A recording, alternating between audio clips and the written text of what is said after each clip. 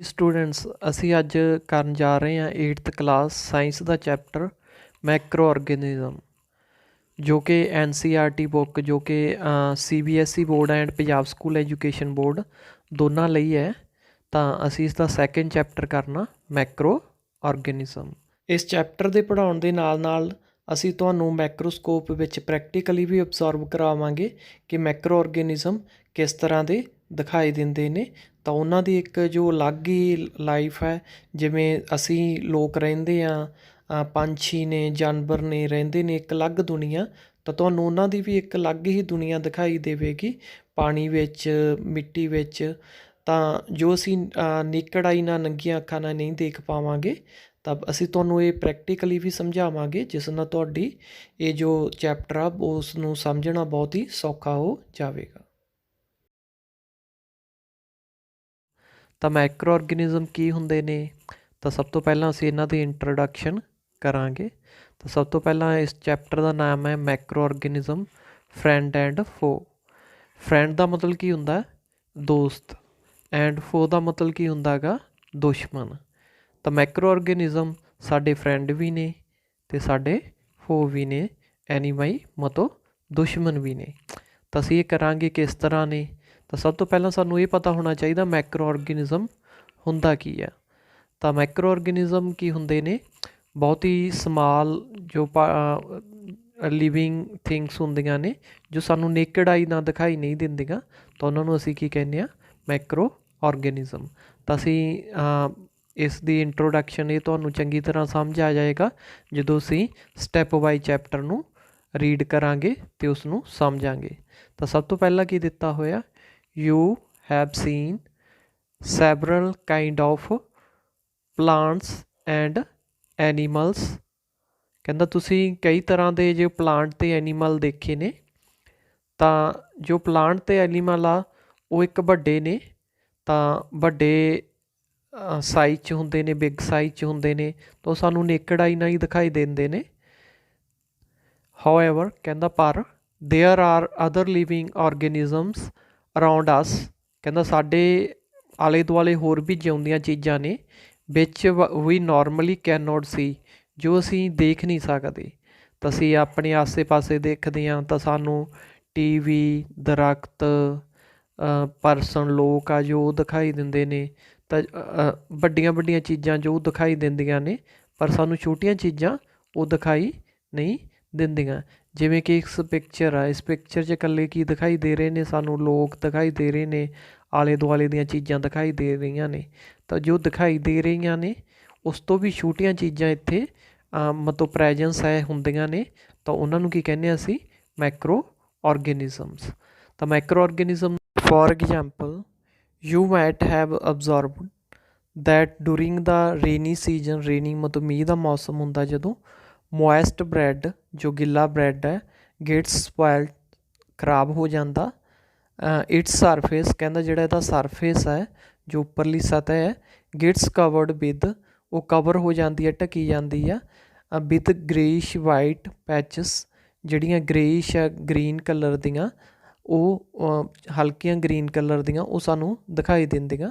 ਤਾਂ ਅਸੀਂ ਦੇਖਿਆ ਜਦੋਂ ਗ੍ਰੀਨਿਸ਼ ਵਾਈਟ ਆ ਜੋ ਉੱਲੀ ਲੱਗਦੀ ਆ ਤਾਂ ਬ੍ਰੈਡ ਖਰਾਬ ਹੁੰਦਾ, ਤਾਂ ਉਹ ਸਾਨੂੰ ਅਸੀਂ ਡੇਲੀ ਲਾਈਫ 'ਚ ਵੀ ਉਸ ਨੂੰ ਦੇਖਦੇ ਹਾਂ। ਤਾਂ ਉਸ ਦੀ ਅਸੀਂ ਇੱਕ ਪਿਕਚਰ ਦੇਖ ਲੈਂਦੇ ਹਾਂ, ਜੋ ਜਦੋਂ ਬ੍ਰੈਡ ਆ ਜੋ ਉਹ ਗਲਦਾ ਤਾਂ ਉਸ ਕਿਸ ਤਰ੍ਹਾਂ ਦਾ ਦਿਖਾਈ ਦਿੰਦਾ ਹੈ। ਤਾਂ ਜਦੋਂ ਇਹ ਦੇਖਦੇ ਹਾਂ ਹੋਗੇ ਤਾਂ ਇਸ ਤਰ੍ਹਾਂ ਦੀ ਉੱਲੀ ਲੱਗਣੀ ਬ੍ਰੈਡ ਨੂੰ ਆ ਜੋ ਸ਼ੁਰੂ ਹੋ ਜਾਂਦੀ ਹੈ। ਤਾਂ ਇਹ ਤੁਸੀਂ ਦੇਖਿਆ ਹੋਵੇਗਾ, ਤਾਂ ਜੋ ਜ਼ਿਆਦਾ ਟਾਈਮ ਗਿੱਲਾ ਪਿਆ ਰਹੇ ਬ੍ਰੈਡ ਤਾਂ ਉੱਲੀ ਸ਼ੁਰੂ ਹੋ ਜਾਂਦੀ ਹੈ। ਤਾਂ ਜੇ ਇਹਨੂੰ ਅਸੀਂ ਥੋੜ੍ਹਾ ਹੋਰ ਵੱਡਾ ਕਰਕੇ, ਮੈਗਨੀਫਾਈ ਕਰਕੇ ਮੈਕਰੋਸਕੋਪ ਦੇ ਅੰਡਰ ਦੇਖਦੇ ਹਾਂ ਤਾਂ ਇਹ ਸਾਨੂੰ ਕੁਛ ਇਸ ਸਾਈਜ਼ ਦੇ ਦਿਖਾਈ ਦੇਣਗੇ, ਇਸ ਸ਼ੇਪ ਦੇ ਦਿਖਾਈ ਦੇਣਗੇ। ਤਾਂ ਇਹ ਸਾਡੇ ਕੀ ਨੇ? ਜੋ ਸਾਨੂੰ ਨੇਕਡ ਆਈ ਨਾਲ ਨਹੀਂ ਦਿਖਾਈ ਦਿੰਦੇ, ਪਰ ਜਦੋਂ ਤੁਸੀਂ ਮੈਕਰੋਸਕੋਪ ਨਾਲ ਦੇਖੋਗੇ ਤਾਂ ਦੇਖੋ ਕਿੰਨੇ ਕਲੀਅਰ ਦਿਖਾਈ ਦੇ ਰਹੇ ਆ ਰਾਊਂਡ ਸ਼ੇਪ ਦੇ। ਤਾਂ ਇਹ ਜੋ ਰਾਊਂਡ ਸ਼ੇਪ ਦੇ ਨੇ, ਜੋ ਸਾਨੂੰ ਨੇਕਡ ਆਈ ਨਾਲ ਨਹੀਂ ਦਿਖਾਈ ਦਿੰਦੇ, ਤਾਂ ਇਹ ਕੀ ਹੁੰਦੇ ਨੇ? Macro organism. ਤਾਂ ਅਸੀਂ ਅੱਗੇ ਰੀਡ ਕਰਦੇ ਹਾਂ। ਹਾਂਜੀ, ਤਾਂ ਕਹਿੰਦੇ ਜਦੋਂ ਬ੍ਰੈਡ ਗਲ ਜਾਂਦਾ ਤਾਂ ਸਾਨੂੰ ਕਿਹੜੇ ਕਲਰ ਦੇ ਦਿਖਾਈ ਦੇਣਗੇ? ਗ੍ਰੇਇਸ਼ ਵਾਈਟ, ਜੋ ਕਿ ਅਸੀਂ ਦੇਖ ਚੁੱਕੇ ਹਾਂ। ਗ੍ਰੇ ਕਲਰ ਦਾ ਜੋ ਗ੍ਰੀਨ ਕਲਰ ਦੇ ਆ ਸਾਨੂੰ ਉਹ ਦਿਖਾਈ ਦੇ ਰਹੇ ਨੇ। ਕਹਿੰਦਾ ਜੇ ਅਸੀਂ ਇਸ ਨੂੰ ਮੈਗਨੀਫਾਈਂਗ ਗਲਾਸ ਦੇ ਅੰਡਰ ਦੇਖਾਂਗੇ ਤਾਂ ਅਸੀਂ ਟਿੰਨੀ ਬਲੈਕ ਰਾਊਂਡ ਸਟਰਕਚਰ ਸਾਨੂੰ ਦਿਖਾਈ ਦੇਣਗੇ। ਉਹ ਵੀ ਅਸੀਂ ਦੇਖ ਚੁੱਕੇ ਹਾਂ।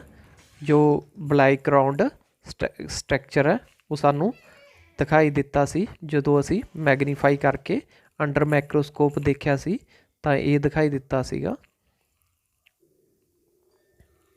ਹੁਣ ਆਪਾਂ ਮਾਈਕਰੋ ਆਰਗੈਨਿਜ਼ਮ ਦੀ ਇੰਟਰੋਡਕਸ਼ਨ ਕਰਨੀ ਆ। ਤਾਂ ਸਭ ਤੋਂ ਪਹਿਲਾਂ ਸਾਡੀ ਪਹਿਲੀ ਐਕਟੀਵਿਟੀ ਹੈ। ਐਕਟੀਵਿਟੀ ਕੀ ਹੈ? Collect some moist soil from the field in a beaker. ਕਹਿੰਦਾ ਬੀਕਰ ਆ ਜੋ ਪਾਣੀ ਹੈ ਉਸ 'ਚ ਕੀ ਲਓ, ਜੋ ਗਿੱਲੀ ਮਿੱਟੀ ਆ ਉਸ ਨੂੰ ਲੈ ਲਓ। ਐਡ ਵਾਟਰ ਟੂ ਇਟ, ਇਸ 'ਚ ਪਾਣੀ ਪਾਓ। After the soil particle have settle down. ਹੁਣ ਜੋ ਮਿੱਟੀ ਆ ਸਾਨੂੰ ਪਤਾ ਉਹ ਸੈਟਲ ਡਾਊਨ ਹੋ ਜਾਏਗੀ, ਥੱਲੇ ਬੈਠ ਜਾਏਗੀ। ਅਬਜ਼ਰਬ ਏ ਡਰੋਪ ਆਫ ਵਾਟਰ, ਤਾਂ ਜੋ ਪਾਣੀ ਉੱਪਰ ਆ ਨਿਤਰਿਆ ਹੋਇਆ ਉਸ 'ਚੋਂ ਇੱਕ ਡਰੋਪ ਵਾਟਰ ਦੀ ਲੈ ਲੈਣੀ ਹੈ ਅਤੇ ਉਸ ਨੂੰ ਕੀ ਹੈ ਇੱਕ ਮਾਈਕਰੋਸਕੋਪ ਦੇ ਅੰਦਰ ਦੇਖਣਾ। ਵਾਟ ਡੂ ਯੂ ਸੀ, ਤਾਂ ਤੁਸੀਂ ਕੀ ਦੇਖਦੇ ਹੋ? ਤਾਂ ਤੁਸੀਂ ਕੀ ਦੇਖੋਗੇ? ਤਾਂ ਮੈਂ ਤੁਹਾਨੂੰ ਡਾਇਗਰਾਮ ਦਿਖਾਉਂਦਾ। ਤਾਂ ਅਸੀਂ ਇਸ 'ਚ ਦੇਖਾਂਗੇ ਕੀ ਆ ਮਾਈਕਰੋਸਕੋਪ ਦੇ ਅੰਡਰ ਨੇਕਡ ਆਈ ਨਾਲ ਨਹੀਂ, ਸਾਨੂੰ ਨੰਗੀਆਂ ਅੱਖਾਂ ਨਾਲ ਨਹੀਂ ਦਿਖਾਈ ਦੇਗਾ।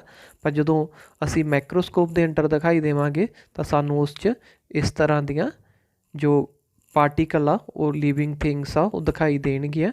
ਬੈਕਟੀਰੀਆ, ਫੰਗਾਈ ਹੋ ਗਿਆ, ਪ੍ਰੋਟੋਜੋਆ ਹੋ ਗਿਆ, ਹੋਰ ਔਰਗੈਨਿਕ ਮੈਟਰ ਆ ਜੋ ਸਾਨੂੰ ਦਿਖਾਈ ਦੇਗਾ। ਤਾਂ ਲਿਵਿੰਗ ਥਿੰਗਸ ਆ ਜੋ ਇੱਥੇ ਮੂਵ ਕਰਦੀਆਂ ਸਾਨੂੰ ਦਿਖਾਈ ਦੇਣਗੀਆਂ।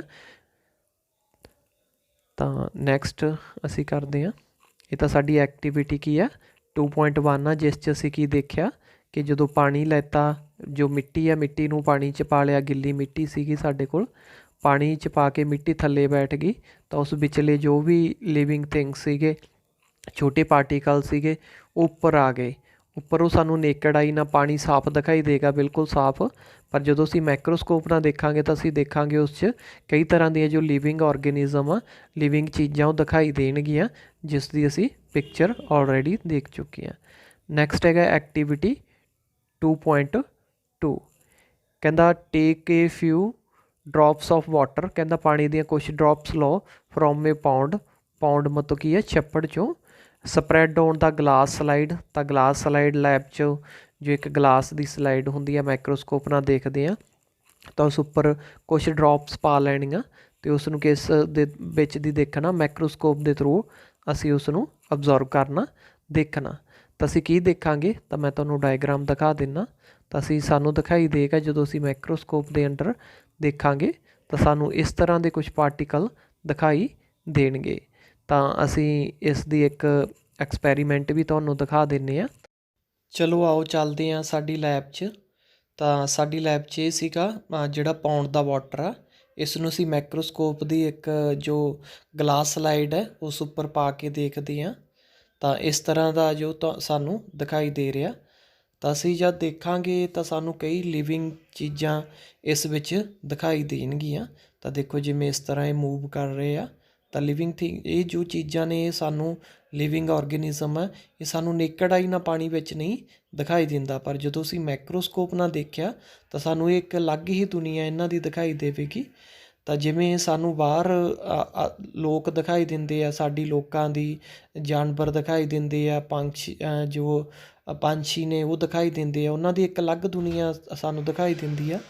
ਉਸੇ ਤਰ੍ਹਾਂ ਸਾਨੂੰ ਇਸ ਵਿੱਚ ਵੀ ਇੱਕ ਅਲੱਗ ਤਰ੍ਹਾਂ ਦੀ ਇੱਕ ਦੁਨੀਆ ਦਿਖਾਈ ਦੇਗੀ। ਦੇਖੋ ਕਿੰਨੀ ਸੋਹਣੀ ਦੁਨੀਆ ਮਾਈਕਰੋ ਔਰਗੈਨਿਜ਼ਮ ਦੀ, ਜੋ ਸਾਨੂੰ ਨੇਕਡ ਆਈ ਨਾਲ ਨਹੀਂ ਦਿਖਾਈ ਦਿੰਦੀ, ਮਾਈਕਰੋਸਕੋਪ ਨਾਲ ਦਿਖਾਈ ਦਿੰਦੀ ਹੈ। ਇਹ ਦੇਖੋ ਇਹ ਪੈਰਾਮੀਸ਼ੀਅਮ ਆ, ਜੋ ਇੱਕ ਚੱਪਲ ਜੋ ਸਾਡੀ ਹੈ ਸ਼ੂਜ਼ ਆ ਉਸ ਦੇ ਸ਼ੇਪ ਦਾ ਹੁੰਦਾ ਹੈ ਬਿਲਕੁਲ।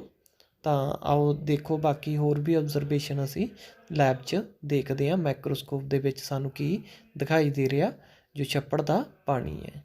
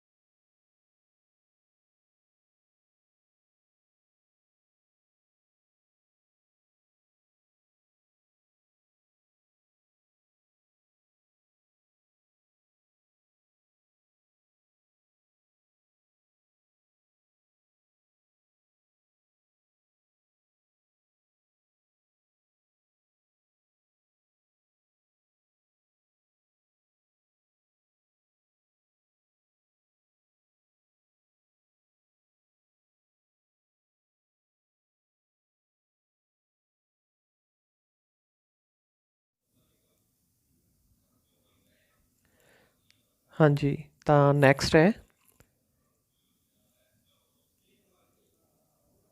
these observation show, ਕਹਿੰਦਾ ਜਿਹੜੀਆਂ ਇਹ observation ਆ ਇਹ ਸਾਨੂੰ ਦਿਖਾਉਂਦੀਆਂ ਕੀ ਦਿਖਾਉਂਦੀਆਂ soil are full of tiny organism, ਜਿਹੜੀ ਮਿੱਟੀ ਆ ਉਹ ਵੀ ਛੋਟੇ ਛੋਟੇ, ਟੀਨੀ ਦਾ ਮਤਲਬ ਕੀ ਹੁੰਦਾ ਛੋਟੇ ਛੋਟੇ ਔਰਗੇਨਿਜ਼ਮ ਆ ਜੋ ਉਹਨਾਂ ਨਾਲ ਭਰੀ ਹੋਈ ਹੈ। ਤਾਂ ਸੋਇਲ 'ਚ ਅਸੀਂ ਦੇਖਿਆ ਉਸ ਦਾ ਸੈਂਪਲ ਲੈ ਕੇ ਦੇਖਿਆ ਸੀ, ਉਸ 'ਚ ਕਈ ਤਰ੍ਹਾਂ ਦੇ ਸਾਨੂੰ ਪਾਰਟੀਕਲ ਦਿਖਾਈ ਦਿੱਤੇ ਸੀ, ਟਿੰਨੀ ਔਰਗੇਨਿਜ਼ਮ ਆ ਜੋ ਦਿਖਾਈ ਦਿੱਤੇ ਸੀਗੇ। ਕਹਿੰਦਾ though not all of them fall into the category of microbes, ਕਹਿੰਦਾ ਉਹਨਾਂ ਸਾਰਿਆਂ ਨੂੰ ਅਸੀਂ ਕਿਸ ਕੈਟੇਗਰੀ 'ਚ ਨਹੀਂ ਲੈ ਸਕਦੇ, ਮੈਕਰੋਬਸ ਦੀ ਕੈਟੇਗਰੀ 'ਚ ਨਹੀਂ ਲੈ ਸਕਦੇ। ਤਾਂ ਆਪਾਂ ਉਹਨਾਂ ਨੂੰ ਸਾਰਿਆਂ ਨੂੰ ਮੈਕਰੋਬ ਨਹੀਂ ਕਹਿ ਸਕਦੇ। ਮੈਕਰੋਬ ਦੀ ਜੇ ਅਸੀਂ ਕਲਾਸੀਫਿਕੇਸ਼ਨ 'ਚ ਲੈਣਾ ਤਾਂ ਅਸੀਂ ਦੇਖੀਏ ਤਾਂ ਕਿਹਨਾਂ ਨੂੰ ਲੈ ਸਕਦੇ ਹਾਂ, ਦੋ ਕਹਿੰਦਾ ਦੋਜ਼ ਔਰ micro organism or microbes are so small in size, ਕਹਿੰਦਾ ਉਹ ਮੈਕਰੋ ਔਰਗੇਨਿਜ਼ਮ ਜਾਂ ਮੈਕਰੋਬਸ ਜਿਹੜੇ ਕੀ ਹੁੰਦੇ ਆ ਬਹੁਤ ਛੋਟੇ ਹੁੰਦੇ ਆ ਸਾਈਜ਼ 'ਤੇ, they can not be seen with the unaided eyes. Unaided eyes ਦਾ ਮਤਲਬ ਨੰਗੀਆਂ, ਨੇਕਡ ਆਈਜ਼, ਤਾਂ ਇਸ ਦੀ ਜਗ੍ਹਾ ਨੇਕਡ ਵੀ ਲਿਖ ਸਕਦੇ ਹਾਂ। ਤਾਂ ਨੰਗੀਆਂ ਅੱਖਾਂ ਨਾਲ ਜੋ ਨਹੀਂ ਦਿਖਾਈ ਦਿੰਦੇ ਉਹ ਛੋਟੇ ਪਾਰਟੀਕਲ ਆ, ਉਹਨਾਂ ਨੂੰ ਅਸੀਂ ਕੀ ਕਹਿੰਦੇ ਹਾਂ, ਮੈਕਰੋ ਔਰਗੇਨਿਜ਼ਮ ਕਹਿੰਦੇ ਹਾਂ। ਪਰ ਕਹਿੰਦਾ ਸਮ ਆਫ ਥੀਜ਼, ਕਹਿੰਦਾ ਪਰ ਉਹਨਾਂ 'ਚੋਂ ਕੁਝ ਸੱਚ ਐਜ਼ ਫੰਗਸ, ਕਹਿੰਦਾ ਜਿਵੇਂ ਕੀ ਆ ਜੋ ਫੰਗਸ ਨੇ, ਦੈਟ ਗਰੋਜ਼ ਔਨ ਬਰੈਡ, ਜੋ ਬਰੈਡ 'ਤੇ ਸਾਨੂੰ ਦਿਖਾਈ ਦਿੰਦੇ ਨੇ। ਅਸੀਂ ਬਰੈਡ ਦੇਖਿਆ ਹੋਇਆ ਸੀਗਾ ਜਿਸ 'ਤੇ ਗਰੀਨ ਕਲਰ ਦੇ ਜੋ ਫੰਗੀ ਆ, ਜੋ ਉੱਲੀ ਆ ਸਾਨੂੰ ਦਿਖਾਈ ਦਿੱਤੀ ਸੀਗੀ। ਕਹਿੰਦਾ can be seen with magnifying glass, ਉਸ ਨੂੰ ਅਸੀਂ ਸਿੰਪਲ ਮੈਗਨੀਫਾਈ ਗਲਾਸ ਆ ਜੋ ਥੋੜ੍ਹਾ ਵੱਡਾ ਕਰਕੇ ਦਿਖਾਉਂਦਾ ਗਲਾਸ, ਉਸ ਨਾਲ ਹੀ ਦੇਖਦੇ ਹਾਂ ਤਾਂ ਉਸ ਨੂੰ ਅਸੀਂ ਅਬਜ਼ੋਰਬ ਕਰ ਸਕਦੇ ਹਾਂ, ਦੇਖ ਸਕਦੇ ਹਾਂ। ਪਰ ਕਹਿੰਦਾ ਜਿਹੜੇ ਦੂਸਰੇ ਆ ਉਸ ਤੋਂ ਵੀ ਛੋਟੇ ਪਾਰਟੀਕਲ, ਤਾਂ ਬਰੈਡ ਵਾਲੇ ਨੂੰ ਤਾਂ ਅਸੀਂ ਇੱਕ ਮੈਗਨੀਫਾਈ ਗਲਾਸ ਨਹੀਂ ਦੇਖ ਸਕਦੇ ਹਾਂ, ਪਰ ਕਹਿੰਦਾ ਅਦਰ ਦੂਸਰੇ can not be seen without the help of microscope, ਜਿਹਨੂੰ ਅਸੀਂ ਮੈਕਰੋਸਕੋਪ ਦੀ ਹੈਲਪ ਤੋਂ ਬਿਨਾਂ ਨਹੀਂ ਦੇਖ ਸਕਦੇ, ਤਾਂ ਉਹਨਾਂ ਨੂੰ ਅਸੀਂ ਜੋ ਆ ਉਹ ਕੀ ਕਹਿੰਦੇ ਆ, ਮੈਕਰੋ ਔਰਗੇਨਿਜ਼ਮ ਜਾਂ ਮੈਕਰੋਬਸ ਕਹਿੰਦੇ ਆ। ਤਾਂ ਇਹ ਸਾਡੀ ਡੈਫੀਨੇਸ਼ਨ ਆ ਕਿਸ ਦੀ, ਮੈਕਰੋ ਔਰਗੇਨਿਜ਼ਮ ਦੀ। ਤਾਂ ਮੈਕਰੋ ਔਰਗੇਨਿਜ਼ਮ ਦੀ ਡੈਫੀਨੇਸ਼ਨ ਲਿਖ ਲਓ ਬੱਚਿਓ ਕੀ ਹੁੰਦੀ ਆ। ਤਾਂ ਮੈਕਰੋ ਔਰਗੇਨਿਜ਼ਮ ਦੀ ਕੀ ਹੁੰਦੀ ਆ, ਕਹਿੰਦਾ those living things which can not be seen with naked eyes, only can be seen with the help of micro organism microscope, only can be seen with microscope are called micro organisms. Next ਹੈਗਾ ਜੇ ਅਸੀਂ ਗੱਲ ਕਰੀਏ Macro ਔਰਗੇਨਿਜ਼ਮ ਆ ਜੋ ਉਸ ਦੀ classification ਦੀ, ਤਾਂ Macro ਔਰਗੇਨਿਜ਼ਮ ਨੂੰ ਜੇ ਅਸੀਂ ਕੈਟੇਗਰੀ ਵੀ ਕਿੰਨੇ ਹਿੱਸਿਆਂ 'ਚ ਬਣ ਸਕਦੇ ਆ, ਕਿੰਨੇ ਤਰ੍ਹਾਂ ਦੇ ਹੋ ਸਕਦੇ ਆ, ਤਾਂ ਇਸ ਨੂੰ ਕਲਾਸੀਫਾਈ ਅਸੀਂ ਮੇਨਲੀ 4 ਮੇਜਰ ਜੋ ਗਰੁੱਪ ਆ, ਵੱਡੇ ਗਰੁੱਪ 'ਚ ਵੰਡਿਆ ਹੋਇਆ। ਤਾਂ ਕਿਹੜੇ ਕਿਹੜੇ ਨੇ, ਤਾਂ ਇੰਪੋਰਟੈਂਟ ਆ ਯਾਦ ਰੱਖਣਾ। ਤਾਂ ਉਹ ਮੇਨ ਜਿਹੜੇ 4 ਗਰੁੱਪ ਨੇ ਜਿਨ੍ਹਾਂ 'ਚ ਅਸੀਂ ਮੈਕਰੋ ਔਰਗੇਨਿਜ਼ਮ ਵੰਡਿਆ, ਤਾਂ ਯਾਦ ਰੱਖਣਾ। ਪਹਿਲਾ ਹੈ ਬੈਕਟੀਰੀਆ, ਦੂਸਰਾ ਹੈਗਾ ਫੰਗਾਈ, ਤੀਸਰਾ ਹੈ ਪ੍ਰੋਟੋਜੋਆ, ਅਤੇ ਐਂਡ ਜਿਹੜਾ ਚੌਥਾ ਹੈ ਉਹ ਕੀ ਆਉਂਦੀਆਂ ਉਹਦੇ 'ਚ, ਸਮ ਐਲਗੀਸ ਆਉਂਦੀਆਂ ਨੇ। ਤਾਂ ਜੋ ਇਹ ਮੈਕਰੋ ਔਰਗੇਨਿਜ਼ਮ ਆ ਇਹ 4 ਆ, ਇਹਨਾਂ ਦੀ ਜੋ ਸਾਡੀ ਬੁੱਕ ਆ ਉਸ 'ਚ ਡਾਇਗਰਾਮ ਵੀ ਦਿੱਤੀ ਹੋਈ ਆ, ਅਸੀਂ ਉਹ ਤੁਹਾਨੂੰ ਡਾਇਗਰਾਮ ਵੀ ਦਿਖਾ ਦਿੰਦੇ ਆ। ਤਾਂ ਉਹ ਸਾਡੀ ਡਾਇਗਰਾਮ ਨੇ ਇਹ ਨੇ ਜੋ ਮੈਕਰੋ ਔਰਗੇਨਿਜ਼ਮ ਆ, ਆਪਾਂ ਇਹਨਾਂ ਦੀ ਡਿਟੇਲ 1 ਬਾਏ 1 ਕਰਾਂਗੇ। ਤਾਂ ਉਹਨਾਂ ਦੀਆਂ ਕੁਛ ਜਿਹੜੀਆਂ ਐਗਜ਼ਾਮਪਲਸ ਨੇ, ਜਿਵੇਂ ਅਮੀਬਾ ਹੋ ਗਿਆ, ਪੈਰਾਮੀਸ਼ੀਅਮ ਹੋ ਗਿਆ, ਠੀਕ ਹੈ, ਤਾਂ ਬਰੈਡ ਮੋਲਡ ਹੋ ਗਿਆ। ਤਾਂ ਇਹ ਤਾਂ ਅਸੀਂ ਦੇਖ ਹੀ ਲਿਆ, ਬਰੈਡ ਦੇ ਉੱਪਰ ਜੋ ਆਉਂਦਾ ਗਰੀਨ ਕਲਰ ਦਾ, ਤਾਂ ਅਸੀਂ ਮੈਕਰੋਸਕੋਪ ਨਾਲ ਇਸ ਨੂੰ ਤਾਂ ਦੇਖਿਆ ਹੀ ਸੀ। ਤਾਂ ਇਹ ਮੈਕਰੋ ਔਰਗੇਨਿਜ਼ਮ ਨੇ ਜੋ ਬਹੁਤ ਛੋਟੇ ਹੁੰਦੇ ਨੇ, ਸਾਨੂੰ ਨੇਕਡ ਆਈ ਨਾਲ ਅਸੀਂ ਨਹੀਂ ਦੇਖ ਸਕਦੇ। ਇਹ ਛੱਪੜ ਦੇ ਪਾਣੀ 'ਚ ਹੋ ਸਕਦੇ ਆ, ਮਿੱਟੀ 'ਚ ਹੋ ਸਕਦੇ ਆ, ਜਾਂ ਜਿਵੇਂ ਬਰੈਡ 'ਤੇ ਬਣਿਆ ਸੀ ਇਸ ਤਰ੍ਹਾਂ ਹੋ ਸਕਦੇ ਆ। ਤਾਂ ਇਹਨਾਂ ਨੂੰ ਅਸੀਂ ਕਿਸ ਨਾਲ ਦੇਖ ਸਕਦੇ ਹਾਂ, ਤਾਂ ਇਹ ਸਾਡੇ ਆਲੇ ਦੁਆਲੇ ਤਾਂ ਪ੍ਰੈਜੈਂਟ ਹੁੰਦੇ ਆ, ਆਲੇ ਦੁਆਲੇ ਸਾਡੇ ਹੁੰਦੇ ਆ, ਪਰ ਅਸੀਂ ਇਹਨਾਂ ਨੂੰ ਦੇਖ ਨਹੀਂ ਸਕਦੇ। ਸਾਡੀ ਸਕਿਨ 'ਤੇ ਵੀ ਕਈ ਹੁੰਦੇ ਆ, ਤਾਂ ਅਸੀਂ ਇਹਨਾਂ ਨੂੰ ਨਹੀਂ ਦੇਖ ਸਕਦੇ। ਤਾਂ ਦੇਖ ਕਿਵੇਂ ਸਕਦੇ ਹਾਂ, ਤਾਂ ਸਾਨੂੰ ਉਸ ਲਈ ਮੈਕਰੋਸਕੋਪ ਦੀ ਜ਼ਰੂਰਤ ਪੈਂਦੀ ਹੈ। ਚਲੋ ਨੈਕਸਟ ਕਰਦੇ ਹਾਂ। ਤਾਂ ਜੋ ਨੈਕਸਟ ਹੈ ਉਹ ਕੀ ਹੈ, ਵਾਇਰਸ। ਤਾਂ ਉਸ ਤੋਂ ਬਾਅਦ ਅਸੀਂ ਵਾਇਰਸ ਬਾਰੇ ਪੜ੍ਹਦੇ ਹਾਂ। ਤਾਂ ਵਾਇਰਸ ਤੁਹਾਨੂੰ ਪਤਾ ਹੀ ਆ, ਤਾਂ ਜੋ ਅੱਜ ਕੱਲ੍ਹ ਜ਼ਿਆਦਾ ਮਤਲਬ ਜੋ ਫੈਲ ਰਿਹਾ ਉਹ ਕੀ ਹੈ, ਕਰੋਨਾ ਵਾਇਰਸ। ਕਰੋਨਾ ਵਾਇਰਸ ਬਾਰੇ ਤਾਂ ਤੁਸੀਂ ਸਾਰੇ ਜਾਣਦੇ ਹੀ ਹੋ। ਤਾਂ ਵਾਇਰਸ ਉਸੇ ਕੈਟੇਗਰੀ 'ਚ ਆਉਂਦੇ ਨੇ। ਤਾਂ ਹੁਣ ਅਸੀਂ ਪੜ੍ਹਾਂਗੇ ਵਾਇਰਸ ਕੀ ਹੁੰਦੇ ਨੇ। ਤਾਂ ਜੋ ਵਾਇਰਸ ਹੁੰਦੇ ਨੇ ਆਰ ਆਲਸੋ ਮੈਕਰੋਸਕੋਪਿਕ। ਤਾਂ ਜੋ ਵਾਇਰਸ ਹੁੰਦੇ ਨੇ ਉਹ ਵੀ ਮੈਕਰੋਸਕੋਪਿਕ ਹੀ ਹੁੰਦੇ ਨੇ। ਮੈਕਰੋਸਕੋਪਿਕ ਦਾ ਮਤਲਬ ਛੋਟੇ ਹੁੰਦੇ ਨੇ।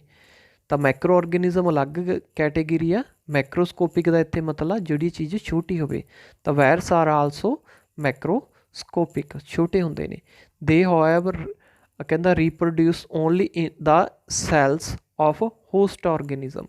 ਪਰ ਇਹ ਰੀਪਰੋਡਿਊਸ ਕਰ ਸਕਦੇ ਆ। ਰੀਪਰੋਡਿਊਸ ਦਾ ਮਤਲਬ ਹੁੰਦਾ ਆਪਣੇ ਵਰਗੇ ਹੋਰ ਪੈਦਾ ਕਰਨਾ। ਜਿਵੇਂ ਇੱਕ ਵਾਇਰਸ ਆ, 1 ਤੋਂ 2 ਬਣਨੇ, 2 ਤੋਂ 3 ਅੱਗੇ ਮਤਲਬ ਜਨਮ ਦੇਣਾ, ਅੱਗੇ ਰੀਪਰੋਡਿਊਸ ਕਰਨਾ, ਵਧਣਾ। ਅਤੇ ਕਿਵੇਂ ਵੱਧ ਸਕਦੇ ਆ? ਇਕੱਲੇ ਹੋਸਟ ਆਰਗੈਨਿਜ਼ਮ। ਹੋਸਟ ਆਰਗੈਨਿਜ਼ਮ ਮਤਲਬ ਕਿਸੇ ਚੀਜ਼ ਦੇ ਵਿੱਚ। ਉਹ ਹੋਸਟ ਆਰਗੈਨਿਜ਼ਮ ਕੀ ਹੁੰਦੇ ਆ? ਬੈਕਟੀਰੀਅਮ ਵੀ ਹੋ ਸਕਦਾ, ਪਲਾਂਟ ਵੀ ਹੋ ਸਕਦਾ, ਐਨੀਮਲ ਵੀ ਹੋ ਸਕਦਾ। ਮਤਲਬ ਜਿਵੇਂ ਆਪਾਂ ਤੁਹਾਨੂੰ ਸੌਖੀ ਐਗਜਾਮਪਲ ਦੱਸਦਾ, ਜਿਵੇਂ ਕਿ ਇਹ ਕਰੋਨਾ ਵਾਇਰਸ ਆ। ਤਾਂ ਕਰੋਨਾ ਵਾਇਰਸ ਆ, ਜਿੰਨਾ ਚਿਰ ਉਹ ਕਿਤੇ ਬਾਹਰ ਪਿਆ ਰਹੇਗਾ, ਬਾਹਰ ਕਿਸੇ 'ਤੇ ਵੀ, ਕਿਸੇ ਪਲਾਸਟਿਕ 'ਤੇ, ਕਿਸੇ ਡੋਰ 'ਤੇ ਪਿਆ ਰਹੇਗਾ ਜਾਂ ਕਿਤੇ ਵੀ ਹਵਾ 'ਚ ਰਹੇਗਾ, ਤਾਂ ਉਹ ਆਪਣੇ ਆਪ ਨਹੀਂ ਵਧੇਗਾ। ਜਿੰਨਾ ਚਿਰ ਉਸਨੂੰ ਕੀ ਆ, ਜਿਹੜਾ ਹਿਊਮਨ ਆ, ਮਨੁੱਖ ਦਾ ਸਰੀਰ ਨਹੀਂ ਮਿਲਦਾ, ਤਾਂ ਉਹਨਾਂ ਚਿਰ ਜਦੋਂ ਮਨੁੱਖ ਦਾ ਸਰੀਰ ਮਿਲ ਗਿਆ ਤਾਂ ਉੱਥੇ ਹੀ ਉਹ ਰੀਪਰੋਡਿਊਸ ਕਰੇਗਾ। ਉੱਥੇ ਹੀ ਉਹ 1 ਤੋਂ 2 ਹੋ ਜਾਏਗਾ, 2 ਤੋਂ 10, 10 ਤੋਂ ਅੱਗੇ ਵਧੀ ਜਾਵੇਗਾ। ਤਾਂ ਵਾਇਰਸ ਆ ਜੋ, ਉਹ ਜੇ ਕਿਤੇ ਮਤਲਬ ਕਿਸੇ ਵੀ ਚੀਜ਼ ਨੋਨ ਲਿਵਿੰਗ 'ਤੇ ਪਿਆ, ਨੋਨ ਲਿਵਿੰਗ ਜਿਵੇਂ ਮੰਨ ਲਓ ਲੱਕੜ 'ਤੇ ਪਿਆ, ਤਾਂ ਉੱਥੇ ਉਹ ਨਹੀਂ ਵਧੇਗਾ। ਉੱਥੇ ਉਹ ਕੀ ਰਹੇਗਾ? ਉਸੇ ਤਰ੍ਹਾਂ ਹੀ ਰਹੇਗਾ। ਉਹ ਇੱਕ ਤਰ੍ਹਾਂ ਦਾ ਉਹ ਜਿਵੇਂ ਨਿਰਜੀਵ ਆ, ਮਰੀ ਹੋਈ ਚੀਜ਼ ਆ, ਜਿਵੇਂ ਕੋਈ ਡੈਡ ਆ, ਡੈਡ ਦੀ ਤਰ੍ਹਾਂ ਰਹੇਗਾ। ਪਰ ਜਦੋਂ ਹੀ ਉਸ ਨੂੰ ਕੋਈ ਚੀਜ਼ ਮਿਲ ਜਾਵੇਗੀ, ਹੋਸਟ ਮਿਲ ਜਾਵੇਗਾ, ਹੋਸਟ ਜਿਵੇਂ ਆਪਾਂ, ਤਾਂ ਜੇ ਉਹ ਆਪਣੇ ਅੰਦਰ ਚਲਾ ਗਿਆ ਜਦੋਂ ਹੀ, ਤਾਂ ਉਹ ਵਧਣਾ ਸ਼ੁਰੂ ਹੋ ਜਾਏਗਾ, ਰੀਪਰੋਡਿਊਸ ਕਰਨਾ ਸ਼ੁਰੂ ਹੋ ਜਾਏਗਾ। ਤਾਂ ਉਸ ਤੋਂ ਪਹਿਲਾਂ ਬਿਲਕੁਲ ਹੀ ਡੈਡ ਦੀ ਤਰ੍ਹਾਂ।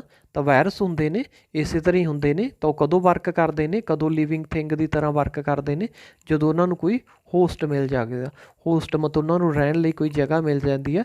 ਉਹ ਪਲਾਂਟ ਵੀ ਹੋ ਸਕਦਾ, ਕੋਈ ਐਨੀਮਲ ਵੀ ਹੋ ਸਕਦਾ, ਬੈਕਟੀਰੀਅਮ ਵੀ ਹੋ ਸਕਦਾ, ਜਿਸ ਦੀ ਸਭ ਤੋਂ ਸੌਖੀ ਐਗਜਾਮਪਲ ਤੁਸੀਂ ਅੱਜ ਕੱਲ੍ਹ ਕਰੋਨਾ ਵਾਇਰਸ ਦੇਖ ਰਹੇ ਹੋ, ਜੋ ਮਨੁੱਖ ਦੇ ਵਿੱਚ ਆ ਕੇ ਵੱਧ ਰਿਹਾ ਅੱਗੇ। ਤਾਂ ਨੈਕਸਟ ਹੈ ਸਾਡਾ some of the virus are shown in figure 2.5। ਤਾਂ ਸਾਡੀ ਬੁੱਕ 'ਚ ਜਿਹੜੀ ਇਸ ਦੀ ਫੋਟੋਆਂ ਵੀ ਦਿੱਤੀਆਂ ਹੋਈਆਂ ਨੇ, ਕਿਸ ਚੀਜ਼ ਦੀਆਂ? ਵਾਇਰਸ ਦੀਆਂ। ਤਾਂ ਵਾਇਰਸ ਦੀਆਂ ਜੋ ਪਿਕਚਰ ਨੇ ਉਹ ਇਹ ਦਿੱਤੀਆਂ ਹੋਈਆਂ ਨੇ, ਇਹ ਸ਼ੇਪ ਨੇ। ਤਾਂ ਕਰੋਨਾ ਵਾਇਰਸ ਦੀ ਸ਼ੇਪ ਵੀ ਹੁਣ ਅੱਜ ਕੱਲ੍ਹ ਤੁਸੀਂ ਵਟਸਐਪ ਜਾਂ ਨਿਊਜ਼ ਚੈਨਲ 'ਤੇ ਦੇਖ ਹੀ ਰਹੇ ਹੋ। ਤਾਂ ਨੈਕਸਟ ਹੈ ਵਾਇਰਸ ਬਾਰੇ।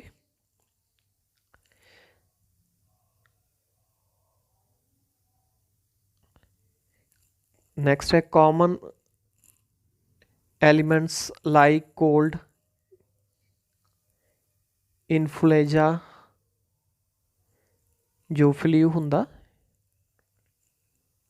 ਐਂਡ ਮੋਸਟ ਕਾਫਸ ਜਿਹੜੀਆਂ ਸਾਨੂੰ ਖੰਘ ਆਉਂਦੀ ਆ, ਕਾਫ ਆ, ਆਰ ਕਾਜ਼ਡ ਬਾਈ ਵਾਇਰਸ। ਉਹ ਕਿਹਨਾਂ ਦੁਆਰਾ ਪੈਦਾ ਹੁੰਦੀ ਆ? ਵਾਇਰਸ ਦੁਆਰਾ ਪੈਦਾ ਹੁੰਦੀ ਆ। ਇਸ ਤੋਂ ਬਿਨਾਂ ਕਾਫੀ ਜੋ ਸੀਰੀਅਸ ਵੱਡੀਆਂ ਡਿਜ਼ੀਜ਼ ਨੇ, ਜਿਵੇਂ ਕਿ ਹੋ ਗਿਆ ਪੋਲੀਓ ਹੋ ਗਿਆ, ਚਿਕਨ ਪੌਕਸ ਹੋ ਗਿਆ, ਜਾਂ ਜਿਵੇਂ ਬੱਚਿਆਂ ਦੇ ਮਾਤਾ ਨਿਕਲ ਆਉਂਦੀ, ਆਪਾਂ ਦੇਸੀ ਭਾਸ਼ਾ 'ਚ ਉਹਨੂੰ ਮਾਤਾ ਕਹਿ ਦਿੰਦੇ ਹਾਂ, ਕਾਲੇ ਦਾਣੇ ਨਿਕਲਦੇ ਨੇ, ਮਤਲਬ ਫੇਸ 'ਤੇ ਪੂਰੀ ਬੋਡੀ 'ਤੇ ਨਿਕਲਦੇ ਨੇ। ਤਾਂ ਉਹ ਸਾਰੇ ਵੀ ਕਿਸ ਦੁਆਰਾ ਪੈਦਾ ਹੁੰਦੇ ਨੇ? ਵਾਇਰਸ ਦੁਆਰਾ ਪੈਦਾ ਹੁੰਦੇ ਨੇ। ਆਰ ਆਲਸੋ ਕਾਜ਼ਡ ਬਾਈ ਵਾਇਰਸ, ਉਹ ਵੀ ਵਾਇਰਸ ਪੈਦਾ ਕਰਦੇ ਆ। ਡਿਜ਼ੀਜ਼ ਲਾਈਕ ਡਾਈਸੈਂਟਰੀ ਹੋ ਗਿਆ, ਮਲੇਰੀਆ, ਆਰ ਕਾਜ਼ਡ ਬਾਈ ਪ੍ਰੋਟੋਜੋਆ। ਤਾਂ ਜੋ ਡਿਜ਼ੀਜ਼ ਆ ਕੁਛ ਜਿਵੇਂ ਮਲੇਰੀਆ ਟਾਈਪ ਆ, ਉਹ ਕਿਸ ਦੁਆਰਾ ਪੈਦਾ ਹੁੰਦੀਆਂ ਨੇ? ਪ੍ਰੋਟੋਜੋਆ। ਤਾਂ ਉਸ ਤੋਂ ਬਿਨਾਂ ਟਾਈਫਾਈਡ ਹੋ ਗਿਆ, TB, ਟਿਊਬਰਕਲੋਸਿਸ ਹੋ ਗਿਆ, ਉਹ ਵੀ ਕੌਣ ਪੈਦਾ ਕਰਦਾ? ਬੈਕਟੀਰੀਆ, ਉਹ ਡਿਜ਼ੀਜ਼ ਆ ਇਹ ਪੈਦਾ ਕਰਦਾ। ਤਾਂ ਅਸੀਂ ਕੁਛ ਜੋ ਬੈਕਟੀਰੀਆ ਉਹ ਅਸੀਂ ਪਹਿਲਾਂ ਵਾਲੀ ਕਲਾਸ 'ਚ ਵੀ ਪੜ੍ਹ ਚੁੱਕੇ ਹਾਂ। ਤੁਸੀਂ ਮਤਲਬ ਤੁਹਾਨੂੰ 6th 7th ਕਲਾਸ 'ਚ ਵੀ ਇਹ ਆ ਚੁੱਕੇ ਆ। ਹਾਂਜੀ, ਹੁਣ ਸਾਡਾ ਨੈਕਸਟ ਟੋਪਿਕ ਹੈ ਵੇਅਰ ਡੂ ਆਰਗੈਨਿਜ਼ਮ ਲਿਵ। ਕਹਿੰਦਾ ਜਿਹੜਾ ਮੈਕਰੋ ਆਰਗੈਨਿਜ਼ਮ ਆ ਉਹ ਕਿੱਥੇ ਰਹਿ ਸਕਦਾ, ਕਿੱਥੇ ਰਹਿੰਦਾ ਗਾ? ਕਹਿੰਦਾ ਮੈਕਰੋ ਆਰਗੈਨਿਜ਼ਮ ਮੇ ਵੀ ਸਿੰਗਲ, ਵੀ ਇਕੱਲਾ ਵੀ ਹੋ ਸਕਦਾ, ਸੈਲਡ, ਸਿੰਗਲ ਸੈਲਡ ਦਾ ਮਤਲਬ ਇੱਕ ਸੈੱਲੇ ਜੀਵ ਜਿਨ੍ਹਾਂ 'ਚ ਇੱਕ ਸੈੱਲ ਹੀ ਹੋ ਸਕਦਾ। ਇੱਕ ਸੈੱਲੇ ਜੀਵ ਵੀ ਹੁੰਦੇ ਆ ਜਿਵੇਂ ਬੈਕਟੀਰੀਆ, ਸਮ ਐਲਗੀ ਹੋ ਗਏ, ਪ੍ਰੋਟੋਜੋਆ ਹੋ ਗਏ, ਔਰ ਮਲਟੀ ਸੈਲੂਲਰ, ਜਾਂ ਕੀ ਹੋ ਸਕਦੇ ਆ ਇਹ ਮਲਟੀ ਸੈਲੂਲਰ। ਮਲਟੀ ਸੈਲੂਲਰ ਜਿਸ 'ਚ ਇੱਕ ਤੋਂ ਜ਼ਿਆਦਾ ਸੈੱਲ ਹੋਣ। ਤਾਂ ਜੋ ਸਿੰਗਲ ਸੈੱਲ ਹੁੰਦੇ ਨੇ, ਤਾਂ ਸਿੰਗਲ ਸੈੱਲ ਦੇਖੋ ਕੀ ਹੁੰਦੇ ਨੇ, ਜਿਸ 'ਚ ਇਕੱਲਾ ਇੱਕ ਸੈੱਲ ਹੀ ਹੋਵੇ। ਤਾਂ ਜਿਵੇਂ ਇਹ ਇੱਕ ਸੈੱਲ ਆ ਮੰਨ ਲਓ, ਤਾਂ ਇਸ 'ਚ ਅਲੱਗ-ਅਲੱਗ ਤਰ੍ਹਾਂ ਦੇ ਕੀ ਹੋਣਗੇ, ਜੋ ਇਸ ਨੂੰ ਸੈੱਲ ਬੋਡੀਜ਼ ਹੁੰਦੀਆਂ ਉਸ ਦੀਆਂ ਡਿਟੇਲਸ ਆਪਾਂ ਵੱਡੀਆਂ ਕਲਾਸਾਂ 'ਚ ਕਰਾਂਗੇ। ਤਾਂ ਇੱਕ ਸੈੱਲ ਜੀਵ ਬਿਲਕੁਲ ਇਸ ਤਰ੍ਹਾਂ ਇੱਕ ਸੈੱਲ ਹੀ ਹੁੰਦਾ ਉਸ 'ਚ। ਅਤੇ ਜਦੋਂ ਇੱਕ ਸੈੱਲ ਤੋਂ ਜ਼ਿਆਦਾ, ਜਿਵੇਂ ਇਹ ਇੱਕ ਸੈੱਲ ਆ, ਇਸ ਨਾਲ ਇੱਕ ਸੈੱਲ ਹੋਰ ਜੁੜ ਗਿਆ, ਇੱਕ ਸੈੱਲ ਹੋਰ ਹੈ, ਇੱਕ ਸੈੱਲ ਹੋਰ ਹੈ, ਇਸ ਤਰ੍ਹਾਂ ਕਈ ਸੈੱਲ ਹੋਣ ਜਿਸ ਔਰਗੈਨਿਜ਼ਮ 'ਚ, ਉਸ ਨੂੰ ਅਸੀਂ ਕੀ ਕਹਿੰਦੇ ਹਾਂ ਮਲਟੀ ਸੈਲੂਲਰ। ਤਾਂ ਮੈਕਰੋ ਔਰਗੈਨਿਜ਼ਮ ਦੋਨੋਂ ਤਰ੍ਹਾਂ ਦਾ ਹੋ ਸਕਦਾ, ਉਸ 'ਚ ਇੱਕ ਸੈੱਲ ਵੀ ਹੋ ਸਕਦਾ ਇਸ ਤਰ੍ਹਾਂ, ਅਤੇ ਜਾਂ ਉਸ ਤੋਂ ਇੱਕ ਤੋਂ ਜ਼ਿਆਦਾ ਮਲਟੀ ਸੈਲੂਲਰ ਵੀ ਹੋ ਸਕਦਾ, ਇੱਕ ਤੋਂ ਜ਼ਿਆਦਾ ਸੈੱਲ ਵਾਲਾ ਵੀ ਹੋ ਸਕਦਾ ਗਾ। ਨੈਕਸਟ ਹੈ ਮਲਟੀ ਸੈਲੂਲਰ ਦੀ ਜੋ ਸਾਡੀ ਐਗਜ਼ਾਮਪਲ ਹੈ ਉਹ ਕੀ ਹੈ, ਐਲਗੀ ਐਂਡ ਫੰਗਾਈ। ਕਹਿੰਦਾ they can leave under all type of environment, ਉਹ ਹਰ ਤਰ੍ਹਾਂ ਦੇ ਇਨਵਾਇਰਮੈਂਟ 'ਚ ਰਹਿ ਸਕਦੇ ਨੇ। ਰੇਂਜਿੰਗ ਫਰੋਮ ਆਈਸ ਕੋਲਡ ਜਿੱਥੇ ਬਰਫ਼ ਹੁੰਦੀ ਆ, ਅੰਟਾਰਕਟਿਕਾ ਵਗੈਰਾ 'ਚ ਉੱਥੇ ਵੀ ਇਹ ਰਹਿ ਸਕਦੇ ਨੇ ਜਿੱਥੇ ਬਹੁਤ ਹੀ ਜ਼ਿਆਦਾ ਬਰਫ਼ ਜੰਮੀ ਹੋਈ ਹੈ ਠੰਡੀ। ਐਂਡ ਹੌਟ ਸਪਰਿੰਗਸ ਐਂਡ ਡਿਜ਼ਰਟ, ਜਿੱਥੇ ਬਹੁਤ ਜ਼ਿਆਦਾ ਗਰਮੀ ਆ ਜਾਂ ਮਾਰੂਥਲਾ ਡਿਜ਼ਰਟ ਨੇ, ਇਕੱਲੀ ਮਿੱਟੀ ਆ, ਉਹੋ ਜਿਹੀਆਂ ਕੰਡੀਸ਼ਨ 'ਚ ਵੀ ਇਹ ਰਹਿ ਸਕਦੇ ਨੇ। They are also found inside the bodies of animals, ਹੁਣ ਸਾਡੀ ਬੋਡੀ 'ਚ ਵੀ ਹੁੰਦੇ ਨੇ ਕਈ ਤਰ੍ਹਾਂ ਦੇ। Some micro organism grow on the other micro organism, ਕਹਿੰਦਾ ਕੁਛ ਹੈ ਜੋ ਉਹ ਦੂਸਰੇ ਮੈਕਰੋ ਔਰਗੈਨਿਜ਼ਮ ਦੇ ਨਾਲ ਗਰੋ ਕਰਦੇ ਨੇ, ਉਹਨਾਂ ਦੇ ਉੱਪਰ ਰਹਿੰਦੇ ਨੇ।